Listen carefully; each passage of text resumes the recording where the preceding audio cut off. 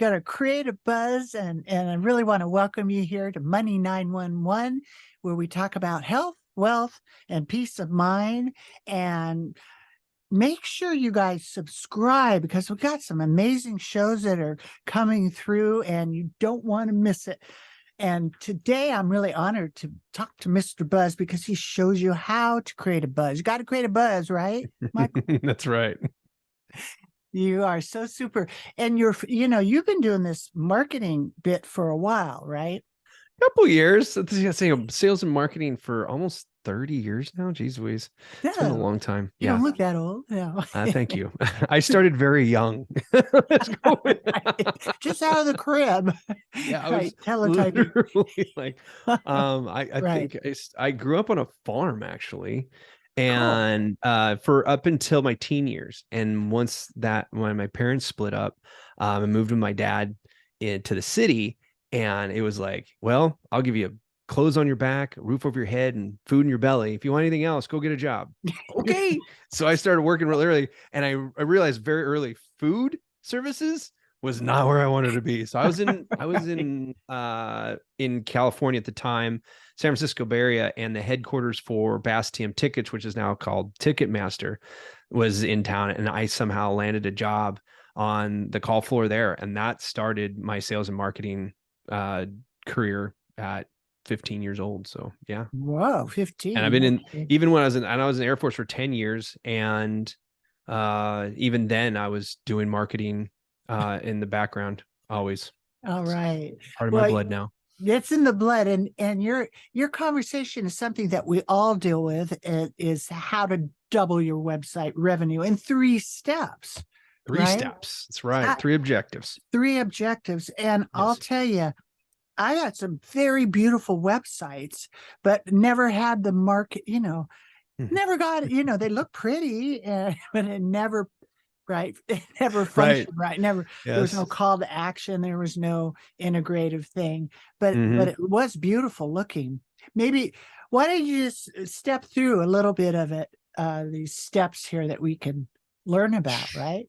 Sure. So the rule of 26 states that if you increase your website traffic by 26%, your conversion rate by 26%, and your average revenue from your clients that come from your website by 26%, you'll get a compounded effect of 100% more revenue coming from your website. Wow. The reason I created this is because a lot of service-based businesses don't look at their website as a revenue generating tool, which is horrible, because there's so many people out there looking for your services, right? Right.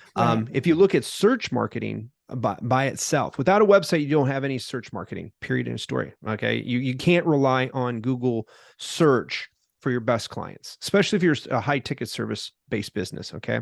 There are some exceptions, and we won't get into that. But if you're service based business, they're going to go to your website two out of 3 times before they come and talk to you. That's a statistic. 68% of all purchases start with a search query. That's for both B2C and B2B. So it doesn't matter what you're selling, products, services, over 2/3 of all purchases are starting with a search query. So if you're not showing up on search query, then you're missing out on 2/3 of the business that's out there. So if you're not doing that, that means there's 2/3 more business you could be doing. Wow. So that's crazy. Like that's 200% more business you could add just by creating a website and then getting yourself visible with that. But now, like you were saying, just having a website doesn't mean you're going to get that business, right? You have to have a website that is fine-tuned to your perfect clients. And that's where we go into the ARCP, or the average revenue per client. A lot of people are trying to get all the business. The problem with that is that not all business is good business. We want to attract profitable business that is scalable, right? We can't be everything to everyone, right? When we do that, we go broke. Believe me, I spent 15 years growing a multi-million-dollar business broke, trying to be everything to everyone, right? It wasn't until right? Good. Yeah. You've probably heard a couple of stories like that before. A few. Right. Yeah. and making a lot of people a lot of money and not paying myself. That's the definition of entrepreneur poverty, right? Right. I know And so that. the rule of 26 helps me help people stay away from that. And that's by fine tuning your website, utilizing the rule of 26. There's so many levels to it, because most people, like, the first level was just sort of like it's a business card and you get the bio and the info, but the depth of how much is inside of that, the call to actions, all the pieces that you have inside of there. And we're all so busy. That's why we need an expert to show us how to do that.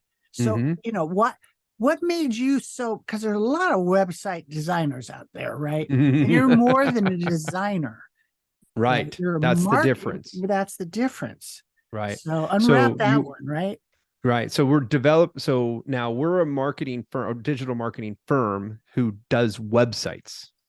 Okay. Most developers are website developers or designers. They do not have a background in marketing. And if they do, it's very light. It's very design driven or function driven, not marketing driven.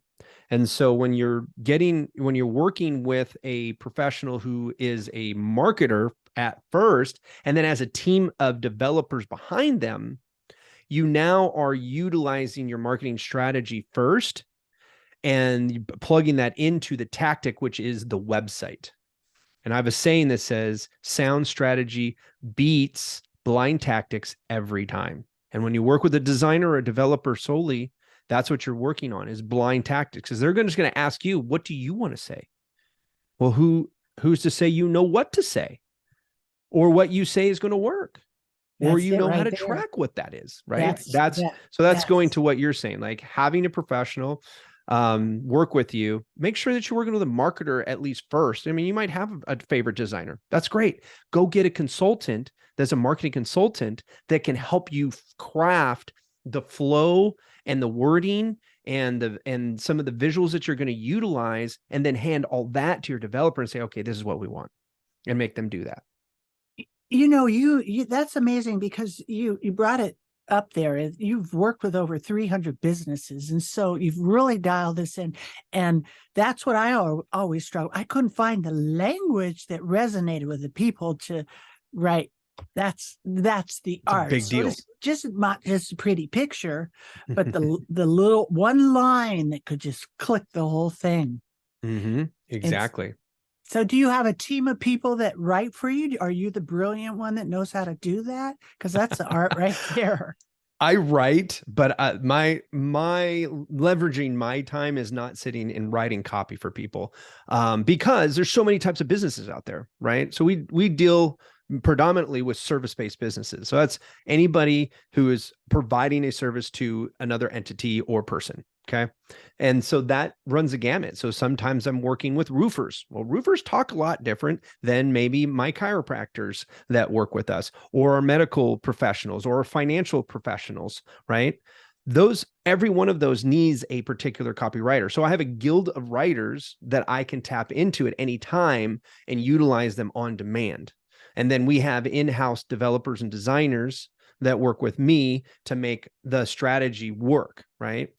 I have a background. I've got a lot of awards sitting behind me here for both strategy and design and production and stuff like that. But really, I'm the guy that people come to for the initial strategy.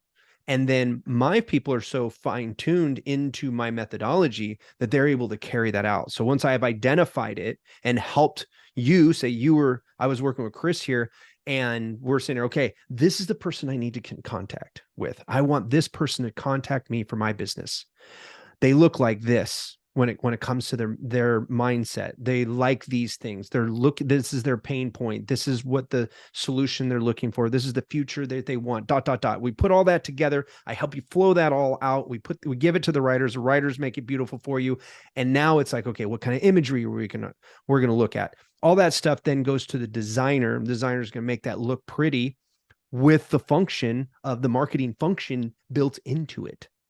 So nice. So you want that fashion and function so that you stand out beyond all the rest.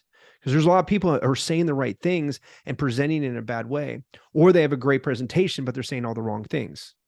Right. Got to put them together. Yeah, exactly. So you're talking about 3 steps. Did we hit one of them? We Right. hit traffic. Yeah. Okay. So the rule of 26 actually lines them all out. So we want to increase our traffic by 26%. We Okay. increase that conversion rate by 26%, and then your average revenue per client by 26%. The crazy thing is that that last one is where I usually start. Mm, Okay. So if I ever rewrote this book, I would actually go the other way around. But people understand traffic. Traffic's right. easy. Like, Right. you know, I just need more people. Okay. That's easy. Right. But the problem is that a lot of people try to drive the wrong traffic. And in the book, I talk about you need to attract the right traffic. So as a strategist, I start with the end in mind, right? A little Stephen Covey for you folks that are old enough to remember that guy. Right. So when we look at the average revenue per client, we're looking for the clients you currently have that are producing the highest profitability, not the highest revenue, the highest profitability. Because remember, not all business is good business, right? Right. And we can grow broke serving high paying clients in an inefficient way. So we need to look at that and go, okay, who are our best fits? And once we've identified that, we're going to interview those people. We're going to talk to those people and say, okay, what makes you click with us so well? Okay. And once we get that personification of that perfect client, guess what? There are more of them like that out there. So now we're just going to craft our message to resonate with that perfect client you already have. And how do you know how to resonate with them? You just ask them all of the information, right? What do you like about us? Why did you pick us? Why do you stick with us? Would you pay 26% more for the same product? I bet you a lot of them would say yes. Your perfect ones will, Right. right? Right. So you can utilize that one step for not just your website, but for your entire business. You could increase your revenue by 26% in the next quarter by just having these conversations with your best clients, right? Right. Right. But once we have that personification. Now we can craft the message to resonate with that personification. And once we've done that onto our website, now we got to go find where that person, that type of person, hides in the world. Right. Sometimes website marketing is not online. It Mm, could be a billboard. It could be a sponsorship into an association. It could be you talking at an association and pointing people to your website. So many people forget to utilize their website as part of their networking, their presentation giving, their offline advertising, all these things. They think the phone number is what they're going to remember. They're not.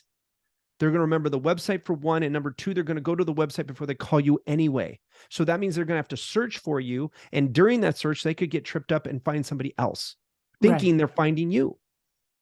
Right. So give them Right. the keys of the kingdom. Yeah, definitely. Cool.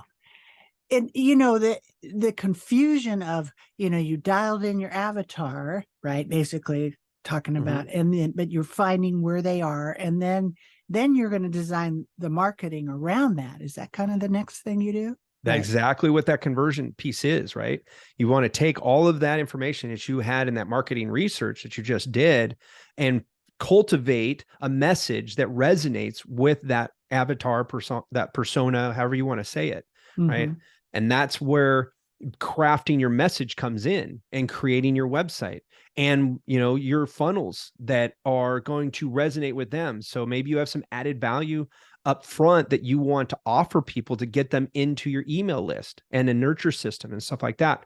All of that language that you were able to basically curate through your marketing research is going to be utilized for everything you do in your marketing so that you have a cohesive message fine-tuned to the perfect person you want to attract. Now, are you going to attract people other than that? Yes.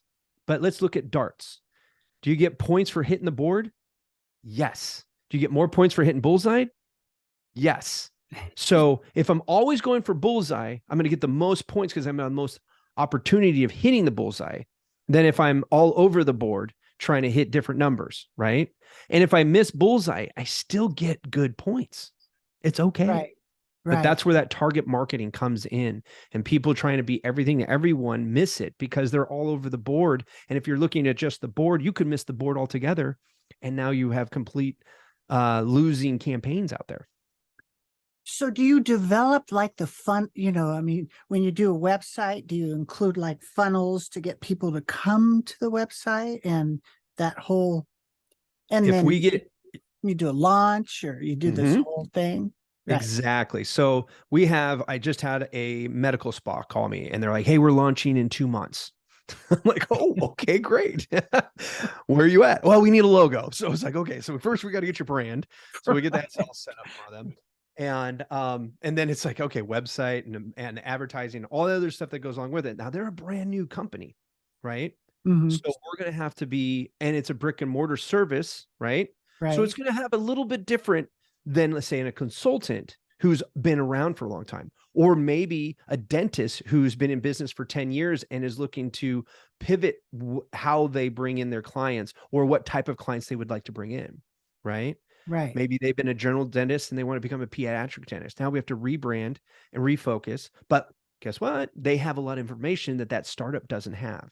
So regardless of where you're at, we're an integrated marketing firm, meaning that we're going to integrate what you have into what you need. Okay. And that Okay. means we're going to use everything. So I have a fractional CFO. We're basically integrating their sales team into all of the marketing that we're doing, which should happen every time, but not everybody has a sales team, right? It's just a matter of get them to the website, the form gets filled out, somebody calls, it's not necessarily a salesperson, or you're calling because you're the salesperson for your business. That's great. I do what is called fractional CMO work, where I consult my clients through the whole strategy and launching of tactics, and then continue working with them to make sure that we're measuring what's working, learning from what's not working, and creating strategies on the go. So we're optimizing all efforts and investments. Nice. So are you focusing just on websites or are you into using social media to drive traffic? Is that part of it? Sometimes. Part Yep. of the Search marketing. It's called integrated marketing. It's because we utilize multiple channels of media. I have clients that we use what's called over the top, where the ads that you see on Hulu and whatnot, those types of things. People who are still using TV and radio. I've been buying radio for 17 years and TV for 17 years. Every once in a while, print still comes up because their demographic reads a particular publication, and shoot, we're going to be there, right? We need to be in front right. of our perfect avatar all the time. Do you feel that like some people are just starting, some people are in it for a while, but Mm-hmm.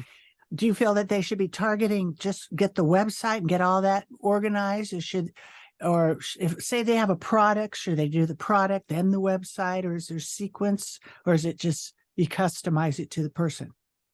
So your website is now the foundation of marketing, right? If Mhm. you don't have a website, you are behind the power curve.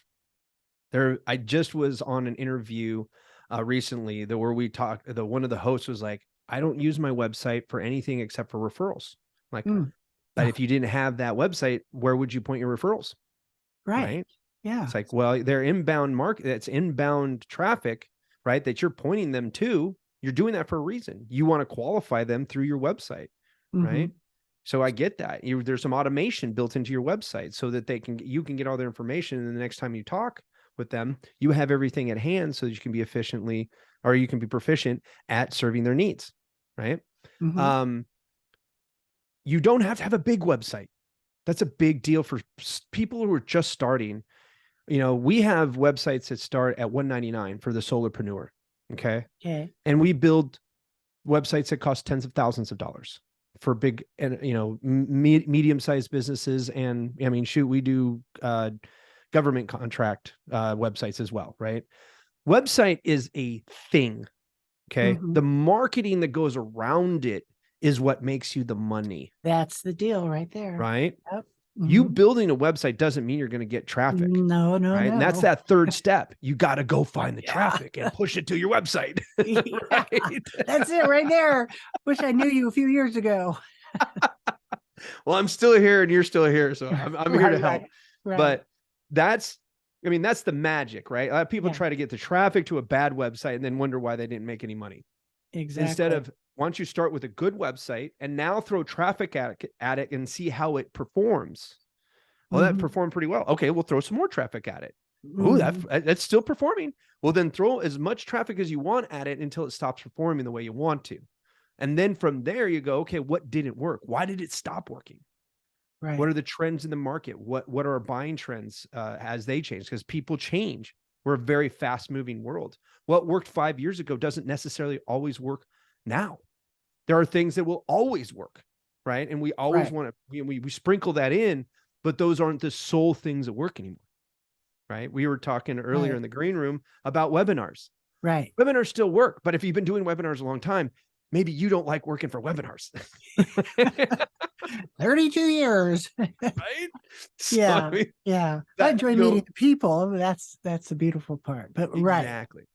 And then when you automate it, and you set up the system to, like, I have an evergreen webinar, but I never got the marketing to it. It's just like when I first started, I had a great, website, but I didn't have the marketing to it. So that's it right there. Now, are you using paid? Are you like paid ads, or is it social media marketing? Or so you want to integrate a mix. Okay. Right. I always tell people it's very difficult to maintain a consistent flow of traffic from one channel always. So if you put all your eggs in one basket and something happens. So just a couple of years ago, iOS 14 came out. Okay. And Apple changed how they handle third-party data. So this is data that one company owns and another company buys the access to it. Right. And utilizes it for their own marketing. Okay. Yeah. Now we are in a world of first party data, which basically says if you didn't collect it yourself, you can't use it. Okay. Yeah. Okay. And so people who were killing it, and I have friends that were killing it in Facebook advertising. Right. Okay. Right. I had people who were killing it with organic Facebook advertising back in 2005, 2006, 2007. Or is it 7, 8, and 9? Sorry, when it came out. And then over the years, that stopped working, right? You can't get 2% of your own followers, let alone anybody who is not there to see your stuff, right? Right. Same thing with the paid. When iOS 14 came out, changed the entire game. So if you had all your eggs in Facebook advertising, guess what happened? Bankrupt. Right? Yep. Or you were scrambling going, what are we going to do next? Instead, if you had a integrated marketing strategy, you would have had some of your eggs in Facebook, some of your eggs in paid search, some of your eggs in organic social media, some of your eggs in organic search marketing, maybe some of your eggs in traditional media, depending on your budget and where you're at, right? Yeah. Maybe you had some of your eggs in just networking and bringing them into webinars. Everybody has a different mix, and the mix has to work for you, right? Your budget and your time. Like I said before, you either have more time than money or more money than time. So if you have more time than money, then you are able to invest time in, right? That's the guerrilla marketing, the networking, the referral marketing, the top of mind awareness, all that other stuff right there. But once you start having more money than time, you're willing to buy back your time. And now you're starting talking about the advertising, you're talking about the sponsoring, you're talking about automation, talking about hiring out other people and all that good stuff. That's right. And, busy business owners that don't have the time to figure it out and track it and get it, really. It's a waste of their time to try to figure out marketing unless marketing is what they love to do. Exactly. If you're really good at it. And then I just read, what was it? A book. It was a book. It was basically fire yourself from what you do best because you're too passionate. You sometimes are too passionate about what you do best. Right. Because a lot of us went into business to be, doing things we love to do. Right. So if you're a mechanic, you're probably the best at being a mechanic, but that's taken away from you running your business. So until you have the money to pay somebody to run the business better than you could ever imagine, you got to fire yourself at being a mechanic. Right. Yeah. That's good. That's good. Hey, tell everybody now about your book, where they can get your book, and why, where did the Rule of 26 come from? So the book is called The Rule of 26, and you can get the Amazon link at ruleof26.com. I created the rule of 26 right at the beginning, or like in the midst of the pandemic, because we're at the time we were signature services. So we were boutique, white glove, done for you stuff. We only dealt with businesses that did at least $1.2 million in revenue per year, not right? But those people who were in that area and below, when the pandemic hit, they had no cash flow to pour into marketing, but they had a lot of time. And so I wanted to, one, arm them with sound strategy. Like I started our conversation, sound strategy outperforms blind tactics. So instead of listening to all these people, oh, just do this, oh, just do this, all those people selling you those little tactics are all blindly selling you tactics because they have no idea who you are. They have no idea where you're at. They have no idea who your best clients are. They have no idea about anything in your business. And until they do, they don't know if that tactic is going to work. So just because it worked for somebody else doesn't mean it works for you. Right. Even if it's the same exact business. I've worked with, you said I worked with 300, and we found out I have influenced over 1,200 businesses with my marketing tactics and strategies. Okay. Right. That's a lot of people. I will tell you right now, I start every client the same way I have for 17 years. Let's find out what's different about your business. Okay. So what this does is allows you to at least understand website marketing strategies. So regardless of if you do it yourself or somebody else does it for you, you know what's going on or what to expect. Okay. Cool. Yeah. Now, since then, my business, Buzzworthy Integrated Marketing, which you can get more information at buzzworthy.biz, has opened up a lot of SaaS platforms that allow people to do their own marketing. So the people who have more time than money can get started on the things like SEO, social media management, all of those things that go into marketing your business without having you to learn a whole new craft. Nice. Good. Very cool. So again, we'll have links below and for all the good stuff, but go ahead and tell everybody how to get in contact with you, what your coordinates are. Sure. So the easiest way to get a hold of us is through buzzworthy.biz. That's BUZZWORTHY.biz. And then you can get a copy of the book at ruleof26.com. All right. Mr. Buzz, you've been a total pleasure to talk with today. And I know a lot of people will really want to follow up with you and talk with you too. And we'll look forward to more broadcasts and being able to share everything with everybody, because we all need to have this down. If you have a business, you need it. Right. Thank you so much for having me, Kris. Thank you. There's so much to learn about healthy money. I hope today's discussion brings you one step closer to securing and protecting your future. So you can get started on the right foot, go to meetwithkrismiller.com and schedule your free financial fitness strategy session. Thank you for listening, and please subscribe to Money 911 so you don't miss our next episode, which includes health, wealth, and peace of mind.